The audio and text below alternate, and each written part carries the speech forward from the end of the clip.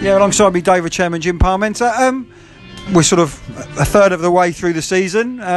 You're in the relegation zone at the moment. How would you assess the season so far? I'm a little bit sick of saying, well, we played really well first half and we played really well in that game, and we did this and we did that, but we don't seem to be able to win the game. And we've got to learn that you've got to play for more than 45 minutes in a game. We've got some really talented players. We're not quite there yet. There's a new player in today. There'll probably be another couple in by the end of the week, if not the beginning of next week. We need to do better. We should have won that game.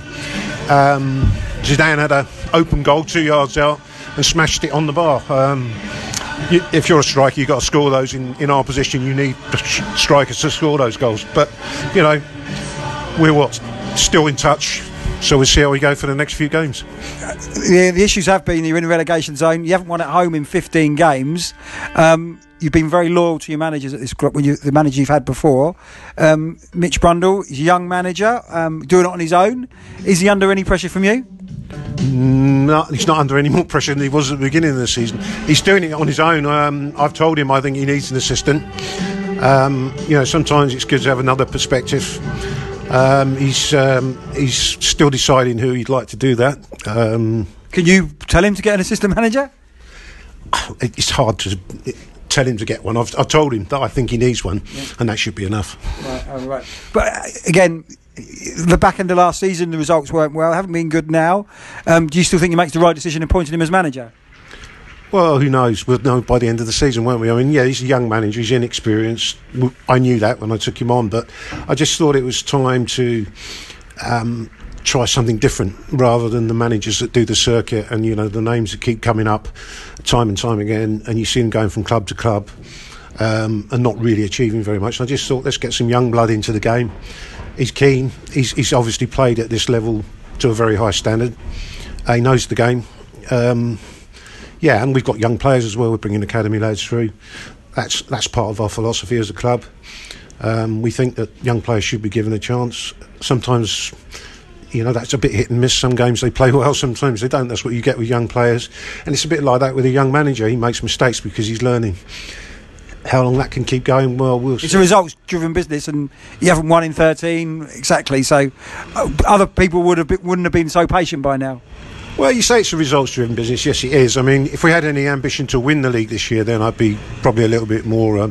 So what is the ambition this season? Well, to build and consolidate, to bring in the young players. We've got them all under contract again for next year. So what we're looking to do is to try and long-term bring a team of at least 40% homegrown players through. And just to bring fresh blood into the game. And also we're concentrating heavily on the community aspects of the club now. People complained for long enough that Dover's not a very family-friendly community club. We've taken that on board, and we're now working very hard on that side of it. So, it's a results-driven business, but football clubs are about a lot more than results. They're about the community, they're about the fans. You saw the fans today. Yeah, we didn't get that last year when Andy was here. That was entirely opposite, but fans have been great. They've been behind the manager. And I always think you judge games and managers on performance. And, if we judged ourselves on the second half performance today, we'd think, what a fantastic manager. Judged ourselves on the first half performance, we'd say, don't know quite what he did there.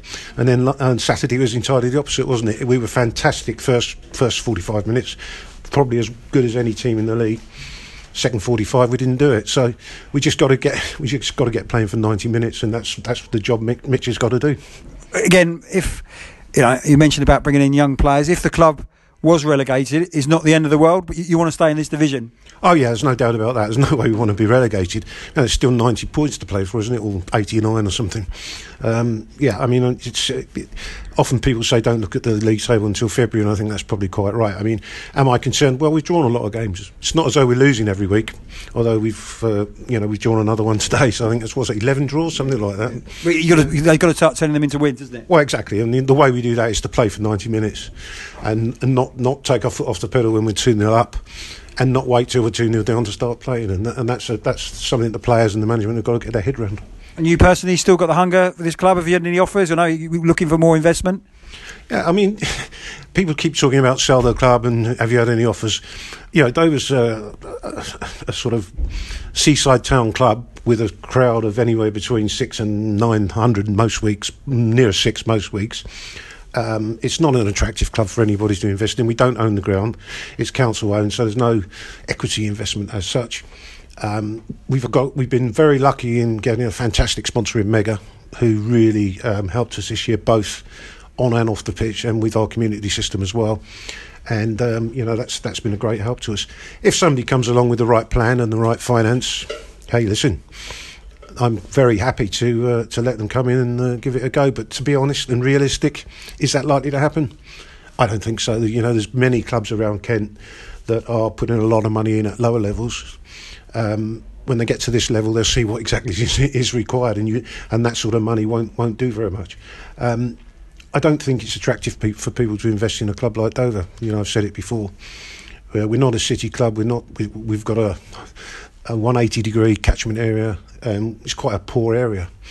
So, you know, my task is just to keep the club running at the best level I can. And you still got the hunger to do that? Yeah, absolutely, and to keep it, you know, solvent and not in debt. And we're not in debt. We don't owe any money. You know, we'll still be here next year. We'll be pushing harder. Our academy will still be bringing through young players, and we'll keep going, trying to entertain, because I think that's the important thing. Judge on entertainment as well as results. The club has they've got to get the losing mentality over the last few years. They've somehow got to get out of that, though, isn't it? And how do you get out of that? Yeah, I think you know, I think we're out of it. I honestly do. I mean, you saw the crowd today. You see the players today. Nobody in that dressing room has got a losing mentality. Trust me. Nobody at the club's got a losing mentality. I understand we did have probably, you know, after the COVID episodes, but not anymore. And you know, we're just building. Yeah, the results, as I say, we haven't won enough at home, but we've got to learn to play for 90 minutes. That's the trick. Brilliant. Thanks so much for your time. Cheers, Jim. Thank you.